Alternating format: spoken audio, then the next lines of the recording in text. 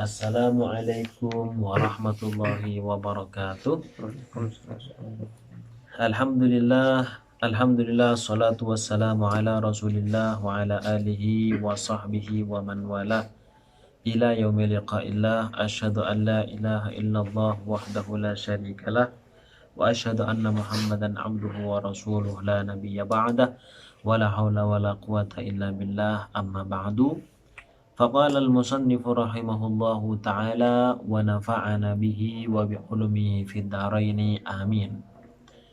Wal maqalatu tsaniyatu wa thalathun an Sufyan ats-Tsauri rahimahullahu ta'ala annahu su'ila anil unsi billahi ta'ala ma huwa faqala an la tasta'nisa bi kulli wajhin sabihin wala bisautin tayyibin wala bilisanin fasihin. Makalah yang ke-32 dari Sufyan ats-Tsauri rahimahullahu ta'ala, beliau ditanyakan tentang al-unsu billah, yaitu cinta kepada Allah dengan cinta yang sangat dekat. Jadi al-unsu billah, kecintaan kepada Allah itu sangat dekat. Itu ditanyakan mahwa, apa itu? Jadi benar-benar merasa dekat sekali kepada Allah. Faqala, beliau kemudian berkata, ay Sufyan, an la tasta'nisa bi kulli wajhin sabih. Kamu tidak merasa senang dengan setiap wajah yang sabih. Sabih itu sangat tampan. Ay musyrik, yang selalu berseri-seri. Jadi kalau ada orang tampan ya biasa saja. Biasa saja. Dia tidak tergerak hatinya untuk kemudian timbul yang namanya fitnah. Biasa. Ada orang ganteng, ada orang biasa, ada orang jelek, biasa saja. Jadi tidak berpengaruh. Wala bisautin tayyib, dan juga tidak merasa senang dengan suara yang enak. Ay ladzidin fis sama'i wa syarihin fil qalbi, senang di dalam pendengarannya dan bisa membuat hati itu lapang. Wala bilisanin fasihin ay jayyidin, dan juga tidak merasa senang dengan lisan ucapan yang fasih, jadi biasa saja. Wal maqalatu tsalitsatu wa tsalasun, maqalah yang ke-33 an Ibni Abbasin radhiyallahu anhuma, dari Ibnu Abbas radhiyallahu anhuma, annahu qala, bahwa beliau berkata, az-zuhdu thalathatu ahrufin, zuhud itu ada 3 huruf. Zuhdun, jadi ada zai, ada ha, ada dal, ada 3 huruf. Yang pertama zayun wa haun wa dalun. Fazayu zadun lil ma'adi. Zai kan zuhdun, zai yang pertama adalah zadun. Zadun itu bekal. Zadun lil ma'ad adalah bekal untuk tempat kembali nanti. Yaitu kapan? Di akhirat. Jadi zuhud itu harus kita miliki dalam jiwa kita. Merasa dunia itu digunakan untuk keperluannya saja. Tidak kemudian menggunakan dengan berlebih. Itu zuhud. Jadi memandang dunia itu ya tidak remeh lah istilahnya. Remeh bukan berarti kemudian tidak mau sama dunia sama sekali. Karena bagaimanapun tetap kita hidup di dalam dunia. Hanya saja dunia nanti dijadikan mazra'atul akhirah, ladang untuk mendapatkan hasil ketika di akhirat. Jadi yang pertama zai itu zadun lil ma'ad, adalah bekal untuk hari kebangkitan nanti. Hari nanti dikembalikan. Ailil akhirati wa huwa taqwallah. Yang pertama itu adalah takwa. Karena bekal untuk hari kembali nanti, hari kebangkitan, ya takwa, apalagi. Itu yang pertama. Wal ha'u, yang kedua adalah ha. Apa? Hudan liddin, petunjuk bagi agama. Petunjuk bagi agama. Jadi kalau kemudian ingin beragama, harus ada petunjuknya. Siapa petunjuk yang telah ditentukan oleh Allah Subhanahu wa taala kepada kita? Pertama, itu ada Al-Qur'an. Yang kedua, ada Rasulullah SAW, di mana beliau menyampaikan Al-Qur'an kepada umatnya. Begitu juga beliau mengatakan hadis-hadisnya. Nah, jadi untuk kemudian beragama harus ada petunjuknya, harus ada yang menunjukkan. Jadi Al-Quran dan hadis itu tadi. Nah, aisuluku torikin yusilu ila tariqa al-Muhammadiyah. Nah, jadi jalan yang bisa menyampaikan kepada jalannya Rasulullah. Kemudian yang selanjutnya dal. Yang terakhir dari huruf zuhdun itu zai ha, dan yang terakhir dal adalah dawamun ala taati, selalu berada di atas ketaatan. Selalu berusaha untuk taat kepada Allah Subhanahu wa taala. Makanya ini sebenarnya zuhud. Yang pertama adalah mempunyai bekal untuk akhirat, kemudian mempunyai petunjuk untuk agama Islam itu sendiri. Jadi dia tidak sembarangan beribadah kepada Allah, enggak seenaknya sendiri, melainkan itu ada petunjuknya. Dan yang terakhir itu adalah dal, yaitu selalu dawam, selalu taat kepada Allah Ta'ala. Kemudian wal maqalatur rabi'atu wa thalathun, maqalah yang ke-34, qala ay Ibnu Abbas fi mawdhi'an akhar, dalam kesempatan lain beliau berkata, az-zuhdu thalathatu ahruf. Zuhud ada 3 huruf. Yang pertama az-zai, adalah tarkuz zina, meninggalkan kemewahan. Jadi di sini zinatun. Zinatun itu perhiasan, kemewahan, enak-enakan, jadi itu semua ditinggalkan. Itu yang pertama. Wal ha'u tarkul hawa, yang kedua adalah meninggalkan hawa. Hawa nafsu itu ditinggalkan. Jadi ketika orang meninggalkan kemewah-mewahan, ya, meninggalkan kesenangan duniawinya, dan kemudian meninggalkan hawa nafsunya, dan yang selanjutnya adalah tarkud dunya. Wadalu tarkud dunya. Dal tarkud dunya. Paham ya? Jadi sana kan ada dalnya, meninggalkan dunia. Lah, ketika orang sudah melakukan 3 ini, oh berarti dia adalah orang yang zuhud. Nah, tarkud dunya, meninggalkan dunia. Dari apa? Misalkan dunia itu min thana'il khalqi, pujian manusia itu kan termasuk dunia. Wa minat tana'umi, bersenang-senang. Wa tawassu'i fil ma'akil wal masyarib wal malabis wal masakin, dan dia melebih-lebihkan diri dalam makanan, minuman, tempat tinggal, dan juga pakaian. Jadi nggak melebih-lebihkan diri, cukup seadanya. Yang penting baju itu kan menutup aurat, kan betul. Tujuan pakai baju itu untuk apa sih? Kan untuk menutup aurat, di mana memang perintah Allah. Ya, jadi misalkan sarung itu kan ada yang harganya sampai 3 juta ke atas, 3 juta, 4 juta. Ada yang 5 juta. Sarung kayak gitu mas, tapi harganya 5 juta. Kalau uang di Indonesia itu uang besar itu. Padahal ada sarung yang harganya berapa? 50 itu ada, 40 mungkin ada ya. Cuman yang standar saja lah. Kalau 40 mungkin itu terawang banget gitu kan, atau kena ini sedikit robek ya. Jadi yang standar saja. Yang standar, yang sedang-sedang saja. Mungkin 100.000 itu sudah bagus, itu sudah 100.000, 200 sudah bagus.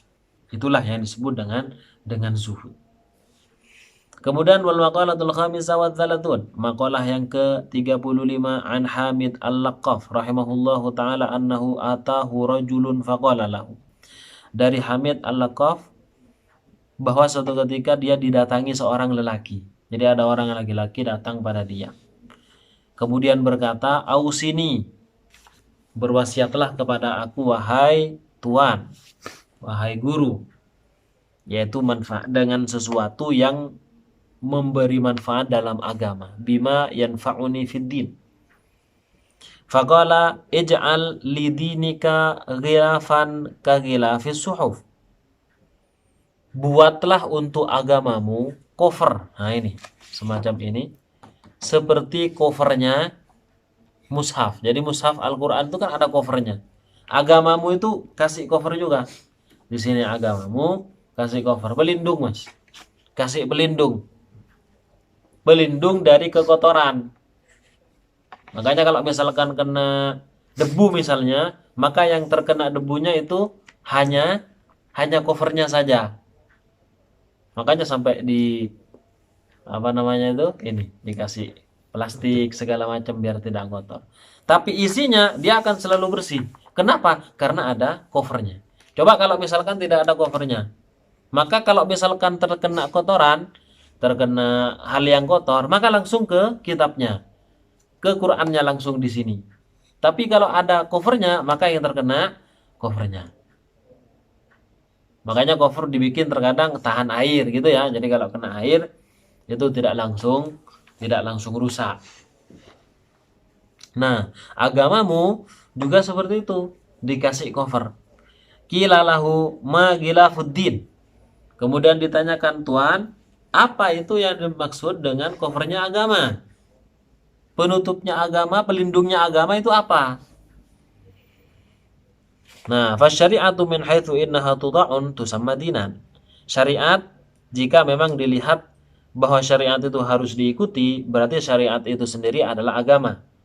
Ya kan, syariat di dalam apa? Hidup kesendirian kita, hidup bergaul dengan yang lain itu berarti agama, ajaran. Nah, wa min haitsu innaha tajma'u tusamma millah. Nah, kalau misalkan dilihat dari segi bahwa syariat itu mencakup segala hal, itu nanti dianggap sebagai millah, jalan hidup. Wa min haitsu innaha yarji'u ilaiha tusamma madhaban. Kalau kemudian syariat itu dilihat dari segi pemahaman masing-masing, misalkan ada orang memahami nas sehingga muncullah ketentuan hukum seperti ini ya. Lalu kemudian orang lain cuman kesimpulan hukumnya berbeda. Nah, itu nanti disebutlah dengan madhab.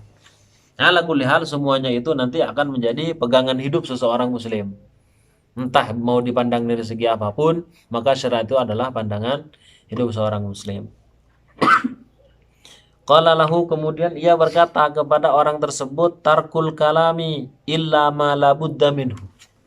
Meninggalkan omongan, pembicaraan kecuali yang memang harus dilakukan. Artinya kalau tidak perlu, ya jangan dilakukan, nggak usah ngomong kayak gitu kan. Tapi kalau perlu ditanyakan orang, misalnya dari mana Pak, ya kita jawab. Nah, wahwa ma la yahsulul maqsudu min umuri dunya illa bihi, yaitu sesuatu yang tidak bisa dihasilkan tujuan itu kecuali dengan omongan itu. Makanya kemudian kita berbicara ketika memang dibutuhkan. Nabi Sulaiman alaihissalam ataupun Luqman berkata, idza kana al-kalamu min fiddatin kana sukutu min dhahabin. Kalau berbicara itu adalah perak, maka diam. Tahu perak kan? Perak itu sejenis perhiasan yang warnanya ya berwarna perak gitu. Apa itu? Warna semacam silver. Nah, kayak gitu itu perak, Mas. Berarti kalau kemudian diam itu adalah emas. Jadi kalau berbicara itu perak, berarti diam itu adalah emas. Maknanya apa? Idza kana al-kalamu fil khairi kal fiddah hasanan. Kalau perkataan di dalam kebaikan itu seperti perak hasanan itu bagus. Kana sukutu 'anis syarri kadzahabi fil husni. Maka diam dari perbuatan jelek itu seperti emas di dalam kebaikannya. Jadi jangan kemudian diartikan kalau misalkan berbicara perak berarti diam itu emas, berarti lebih baik diam. Tunggu dulu konteksnya. Konteksnya itu kalau berbicara dalam kebaikan itu diumpamakan seperti fiddah, seperti harnya perak, berarti diam dari kejelekan, dia tidak ngomong jelek, berarti itu emas. Tapi kalau yang diomongkan itu adalah kebaikan, maka harus dilakukan. Terutama misalkan seperti berdakwah, ya kan. Jadi di sini yang dimaksud diam itu seperti emas adalah diam dari kemaksiatan, tidak melakukan maksudnya, bukan membiarkan kemaksiatan, diam dari omongan-omongan kotor seperti itu. Makanya itu seperti emas nantinya. Itu yang pertama, jadi meninggalkan ucapan kecuali yang memang dibutuhkan ya. Yang kedua, watarkud dunya, dan meninggalkan dunia illa ma la budda minhu, kecuali yang harus dimilikinya. Ini harus memiliki sepeda motor misalnya. Ya sudah miliki karena memang dibutuhkan. Dia berangkat ke sana ke sini untuk berdakwah, untuk mencari ilmu, kemudian nanti untuk silaturahim, digunakan kebaikan-kebaikan semuanya. Karena memang dibutuhkan gitu ya. Atau misalkan seperti mobil, karena memang dibutuhkan, ya sudah beli saja. Ya kan, dibutuhkan untuk berdakwah dan sebagainya. Kemudian selanjutnya watarku mukhalatatin nas illa ma la budda minhu, dan meninggalkan untuk berkumpul dengan manusia, manusia secara umumnya ya, kecuali apa yang harus dilakukan ketika berkumpul dengan orang lain. Jadi apalagi misalkan kalau kita umpamakan di pasar. Di pasar itu kan berbagai macam manusia berkumpul di sana. Ada yang beriman, ada yang tidak beriman. Ada yang bertakwa, ada yang tidak bertakwa. Ada yang menutup aurat, ada juga yang tidak. Ya kan? Maka jangan kemudian dijadikan tempat tinggalnya gitu. Kalau jualan kan lain ya jualan. Kalau ini dijadikan tempat setiap hari tongkrongannya di situ, di pasar ini. Beda kalau kemudian berkumpul dengan manusia-manusia tapi di masjid. Karena umumnya di masjid ya orang sholat semua, baca Quran. Nggak ada yang kemudian pembicaraan seperti di pasar. Nah ini baru bisa berkumpul di manusia. Nah, wan nasu tanqasimu ila arba'ati aqsam. Manusia terbagi menjadi 4. Sebagaimana dikatakan oleh Sayyidi Abdul Qadir Al-Jilani qaddasa sirrahu. Jadi ada 4 orang ya, ada 4 macam manusia. Yang pertama, rajulun la lisana lahu wa la qalba wa huwa al-asi al-'irru al-ghabiyyu. Jadi yang pertama adalah orang yang tidak punya lisan, omongannya jelek terus gitu. Yang kedua, la qalba, enggak punya hati. Perasaan enggak ada. Berbuat maksiat lah intinya. Enggak punya perasaan keagamaan. Maksiat terus, berbuat kerusuhan terus. Siapa itu? Wa huwal 'asi al-'irru al-ghabiyyu.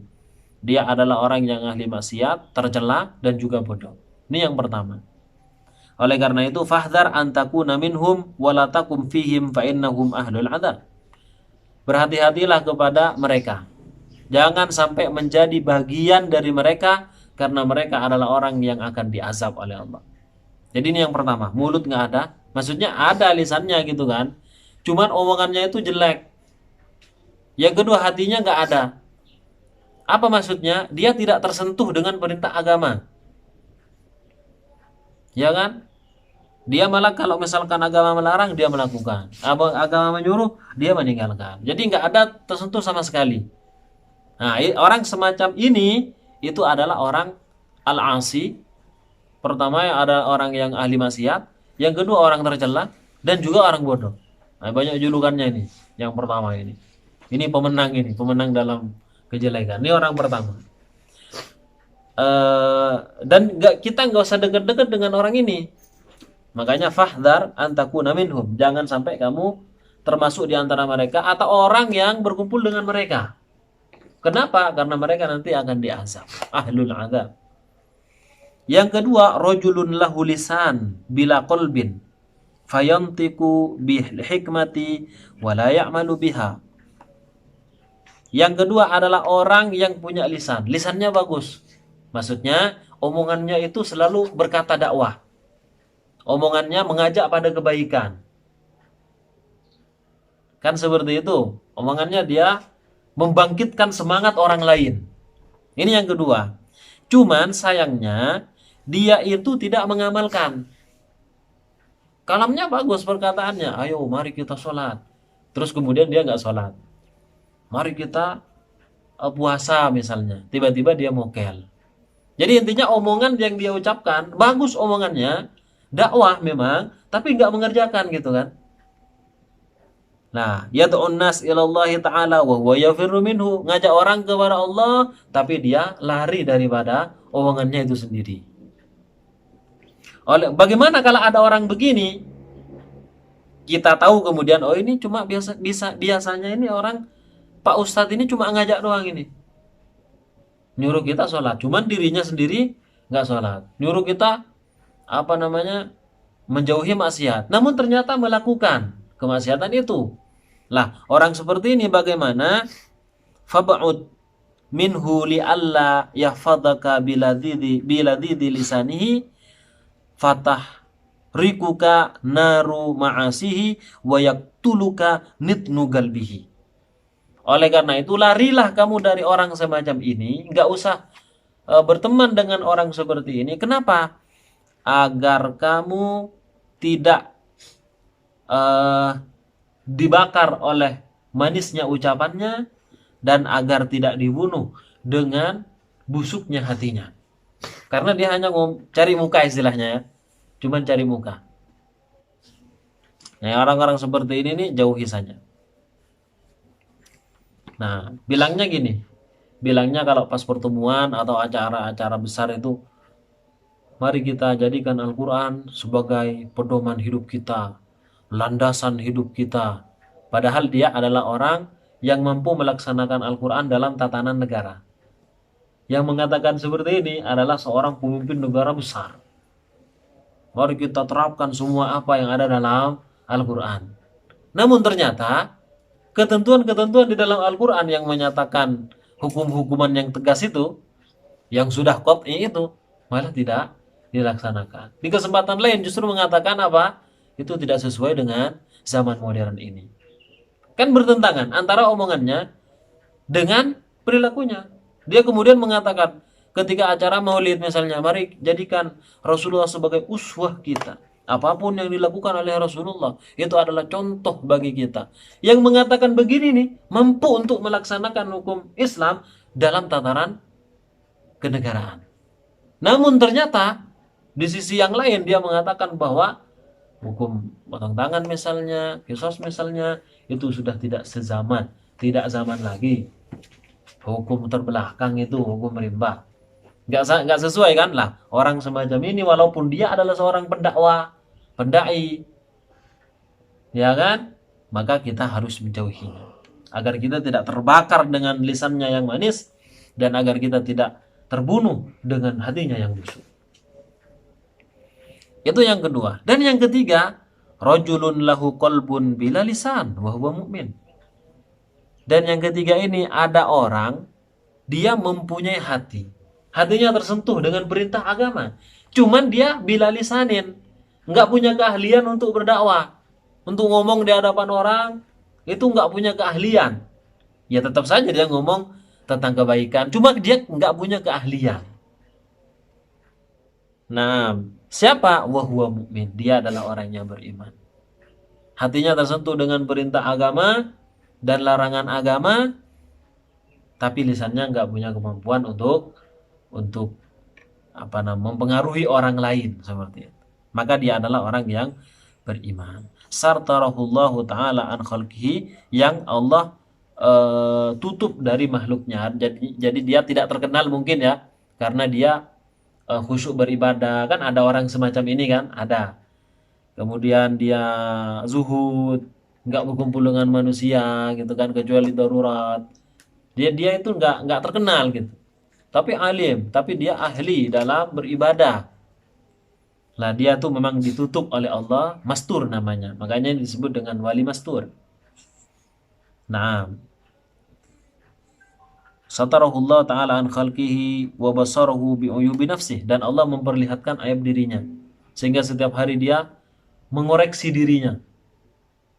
Aib-aibnya ya Allah, dia terus bertobat kepada Allah, terus beribadah. Wa nawwara qalbahu, dan Allah terangi hatinya, wa arrafahu gawaila mukhalatatin nas wa syu'mal kalam. Nah, kemudian Allah juga memberi pengetahuan kepada dia bahwa berkumpul dengan manusia yang secara umum tidak jelas, itu nanti akan ada bahaya yang mengintai. Kemudian bagaimana Allah juga memperingatkan kepada orang itu bahwa pembicaraan yang sia-sia itu amatlah jelek. Nah, fahadha rajulun waliyullahi ta'ala mahfudun fi sitrillahi ta'ala. Nah, orang seperti ini dia adalah seorang kekasih Allah, dijaga oleh Allah ya, dan juga ditutup oleh Allah. Jadi nggak terkenal gitu kan.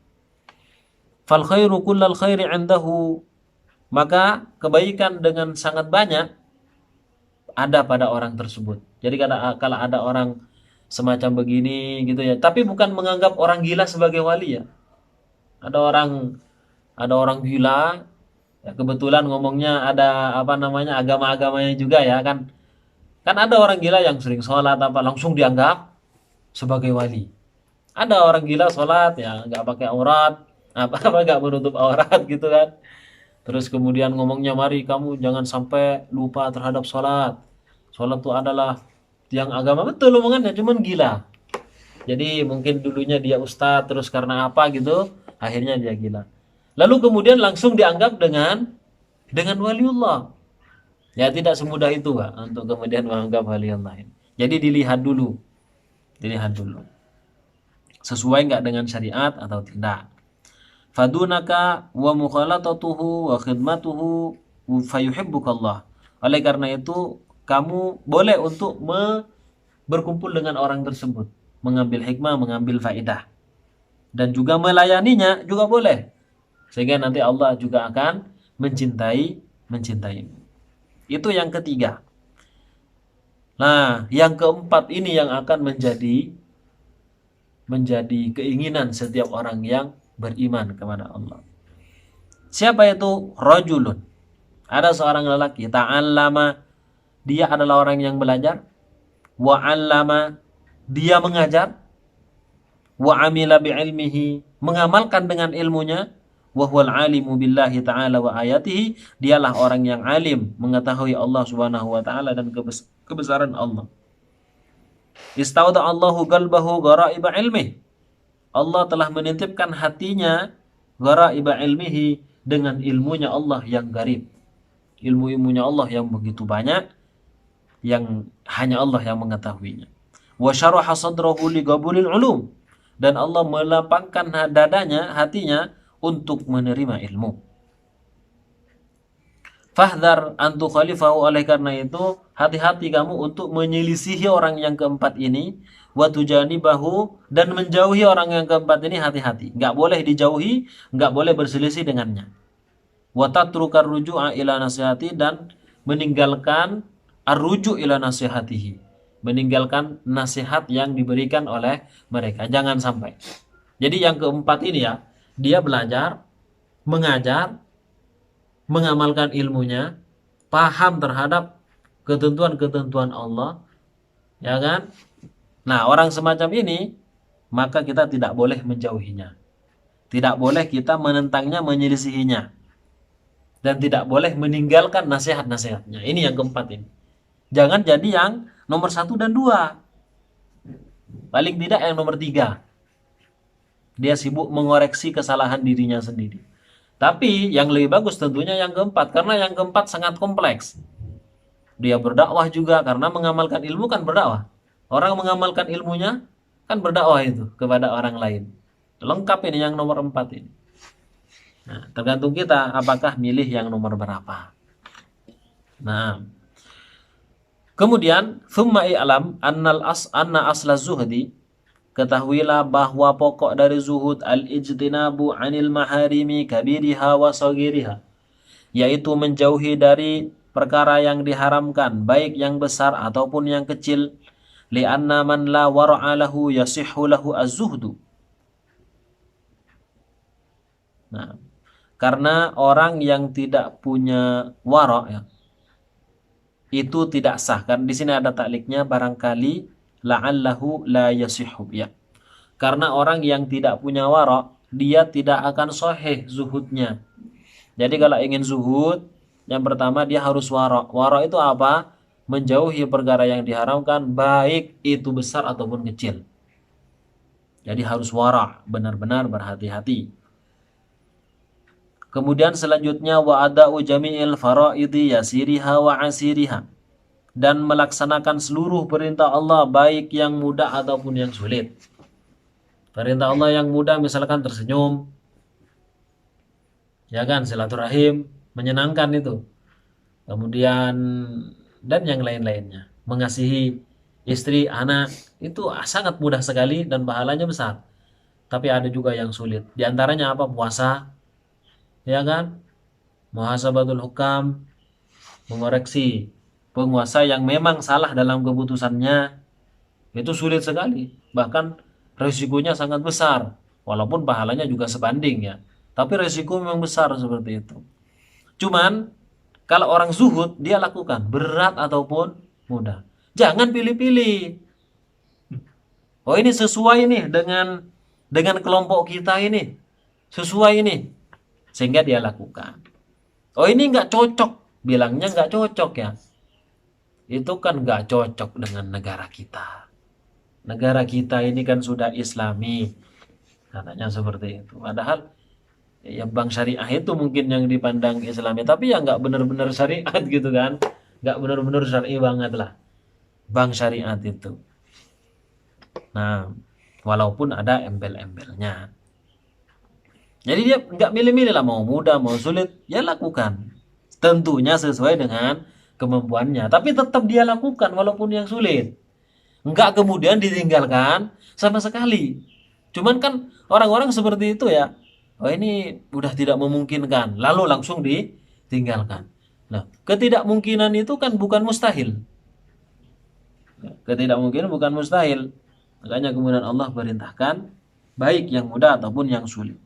Li'anna man la taubata lahu la tasihhu lahu al-inabah. Kalau orang yang enggak bertobat, ya tidak sahih, tidak akan sah taubatnya. Karena kenapa? Ya karena enggak taubat. Tidak kembali kepada Allah. Huwa al-qiyamu bi kulli huquqir rabbi. Karena termasuk taubat itu adalah apa? Melaksanakan seluruh hak Allah Subhanahu wa taala, yaitu melaksanakan perintahnya itu. Wal inabatu huwa ikhrajul qalbi min dhulumatis syubuhat. Sedangkan inabah itu adalah mengeluarkan hati dari kegelapannya syubhat. Nah, jadi perintah-perintah Allah dilakukan semuanya, enggak pilih-pilih. Kemudian yang selanjutnya watarkud dunya ala ahliha qaliliha wa katsiriha. Dan meninggalkan dunia ala ahliha kepada ahli dunia, atas ahli dunia, baik yang kecil ataupun yang besar. Li'anna man la qana'ata lahu la yasihu lahu at-tawakkulu. Karena orang yang tidak qanaah berarti dia tidak tawakal.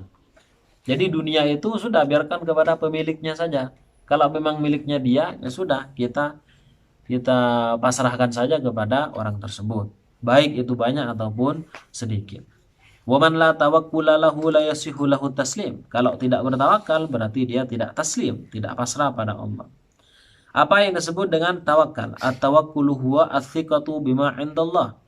Dia itu percaya kepada apa yang ada di sisi Allah, wal ya'su 'amma fi aidin nas, dan dia tidak mengharapkan apa yang ada di tangan manusia.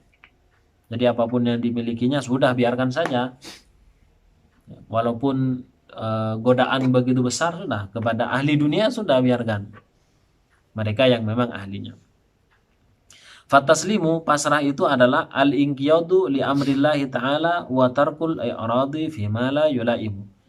Yaitu dia al-inqiyad, tunduk, pasrah, patuh kepada perintah Allah dan meninggalkan al-i'rad, yaitu meninggalkan berpaling dari Allah. Jadi tidak berpaling.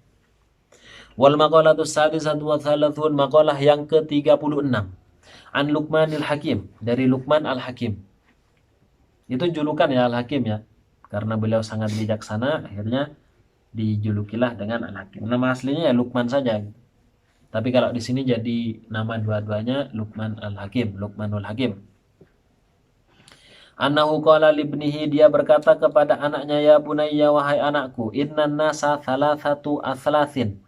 Manusia itu ada 3/3. Yang pertama, thuluthun lillah, 1/3 untuk manusia, untuk Allah Subhanahu wa taala. Wa thuluthun li nafsihi, 1/3 untuk dirinya sendiri. Wa thuluthun lidudi, dan 1/3 untuk ulat. 1/3 untuk Allah, 1/3 untuk dirinya sendiri, 1/3 untuk ulat. Manusia itu.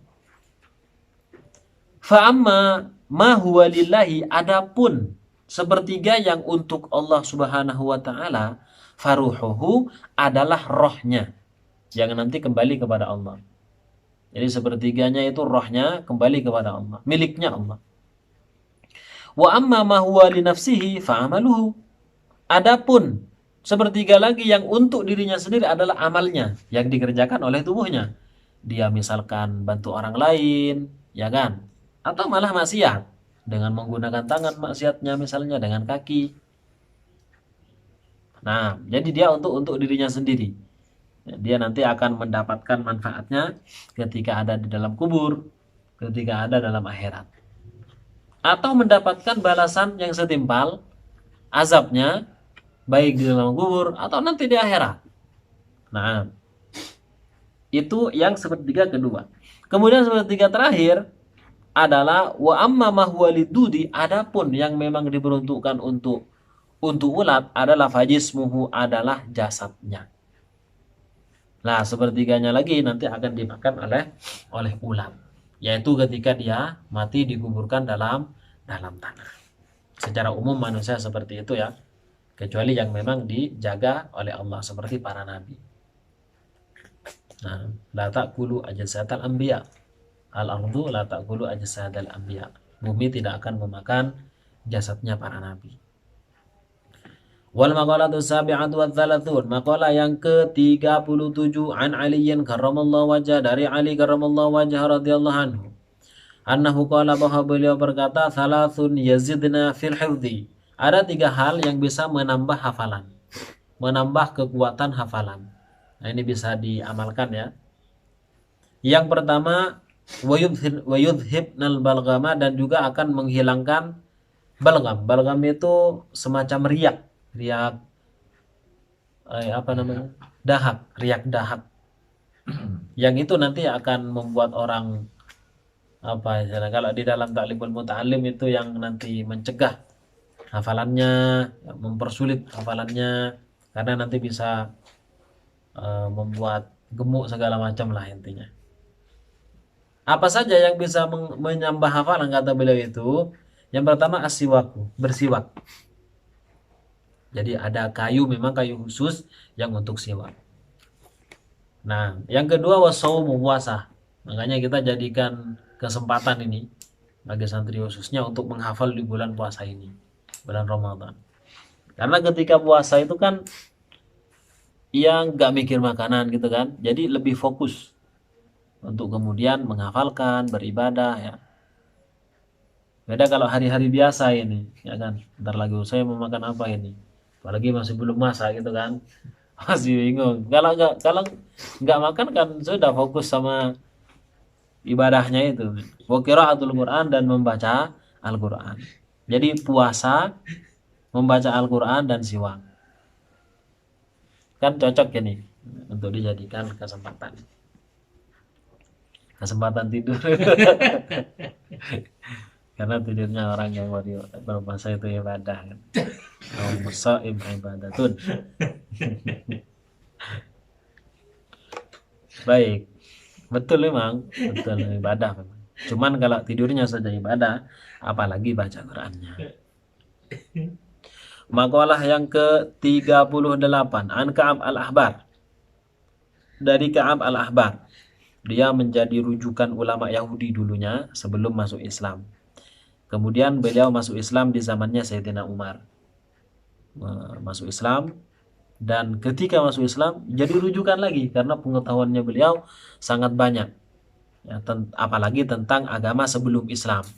Dan ternyata tidak ada bedanya ketika beliau menyampaikan apa yang beliau sampaikan. Saya menemukan kitab Taurat begini, nggak ada bedanya sama sekali.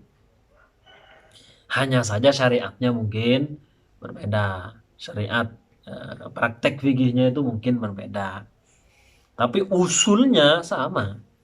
Allah itu satu, ya kan? Nabi itu ada, Rasul itu ada, Muhammad adalah Nabi terakhir, itu sama persis.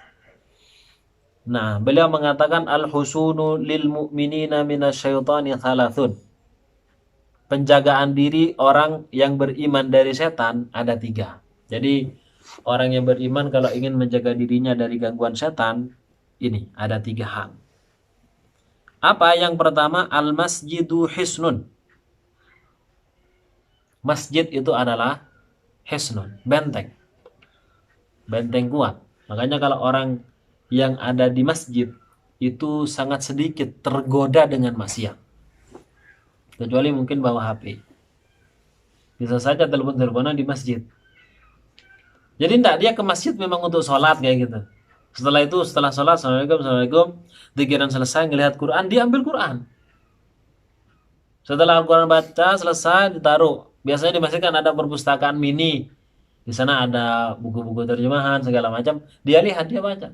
Artinya potensi untuk kemudian tergoda dengan maksiat itu sedikit kalau di masjid. Ya walaupun ada misalkan bawa HP, ya ada saja gitu kan. Cuman potensinya sedikit kalau di masjid. Tapi beda dengan orang pergi ke pasar. Walaupun dia sudah pakai sarung, kopiah, bahkan menggunakan sorban, potensi untuk kemudian tergoda dengan maksiat itu sangat banyak. Walaupun tidak bawa HP, Mas. Memang niatnya mau beli sayuran. Tapi potensi itu sangat banyak. Kanan, kiri. Ya kan? Oke. Mendengar omongan-omongan yang tidak ahsan, tidak bagus, ya kan?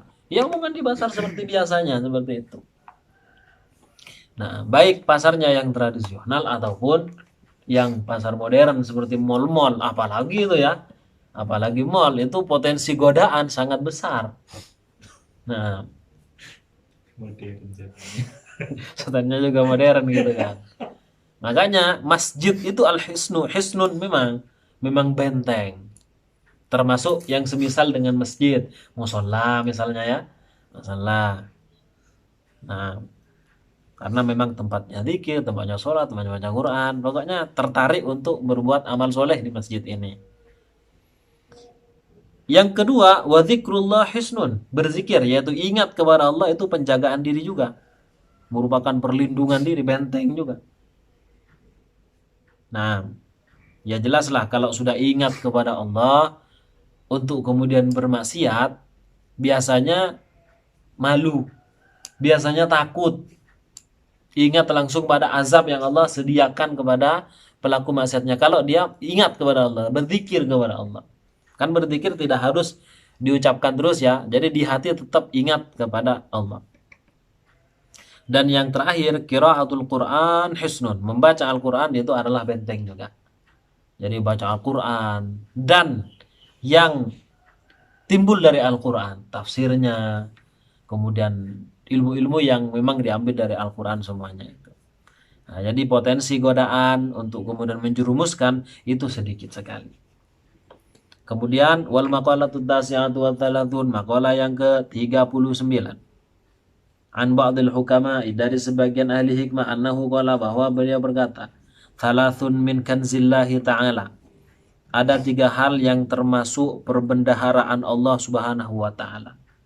Jadi harta yang begitu banyak dan ini tidak akan diberikan kecuali hanya kepada orang yang dicintainya. Jadi ada 3 hal. Apa saja itu? Al-faqru, fakir. Ya, fakir. Itu merupakan perbendaharaan Allah yang memang Allah berikan kepada seluruh hambanya.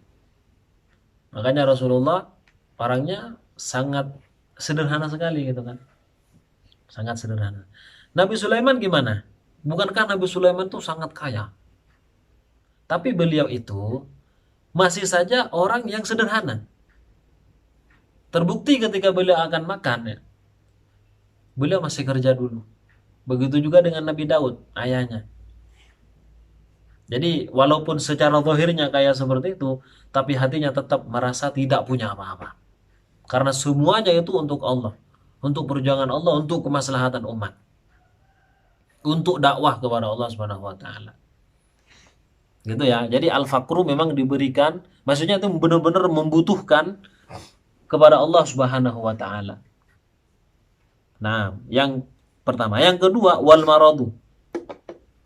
Al-marad yaitu penyakit.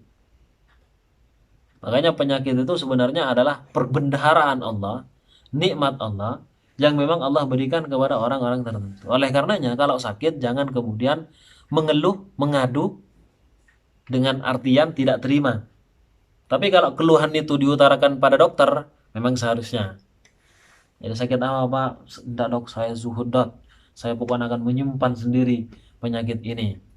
Nah, jadi antum harus bilang penyakitnya apa ke dokter itu. Itu tidak termasuk dalam pembahasan kita yang sebelumnya tentang masalah syakwa, tentang masalah berkeluh kesah. Tidak termasuk kalau ke dokter. Tapi kalau kemudian kepada orang lain, ini gimana ini, saya kok sakit, padahal tanda tidak terima atas ketentuan Allah, nah itu yang diharamkan. Kemudian yang ketiga, wasobru, adalah sabar. Ya, adalah sabar menghadapi segala ujian Allah. Baik ujiannya itu kenikmatan atau kesengsaraan. Misalkan, ada orang, kemudian Allah berikan nikmat yang banyak, berikan rizki yang banyak. Ya kan? Dia seorang muslim.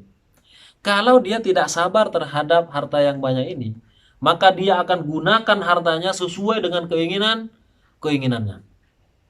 Ya kan? Dia beli HP yang terbaru, dia beli ini yang terbaru, dan sebagainya. Pokoknya apa yang diinginkan dia langsung. Berarti dia tidak sabar pada ujian yang Allah berikan berupa kenikmatan. Ada juga ujian yang berupa kesengsaraan, sehingga dia harus sabar menghadapinya. Cuman orang kan menyadari hanya kita sabar ketika mendapatkan musibah. Padahal ketika mendapatkan nikmat, itu juga harus sabar, yaitu menggunakan sesuai pada tempatnya. Jangan kemudian brutal karena banyak harta seperti itu, lalu kemudian digunakan hanya untuk senang-senang saja. Itu kan yang tidak boleh kan, seperti itu kan. Berarti dia tidak sabar itu mendapatkan ujian kenikmatan dari Allah Subhanahu wa taala. Nah, jadi hura-hura, kan ada orang hura-hura kayak gitu ya. Itu nggak boleh. Nah, kemudian yang selanjutnya wal maqalatul arbaun. Makalah yang keempat, an Ibni Abbasin radhiyallahu anhuma. Baik, ini agak panjang ya. Insyaallah kita lanjutkan di pertemuan esok. Di pertemuan yang akan datang kita tutup dengan pembacaan kafaratul majelis. Subhanakallahumma wa bihamdik asyhadu an la ilaha illa anta astaghfiruka wa atubu ilaik. Assalamualaikum warahmatullahi wabarakatuh.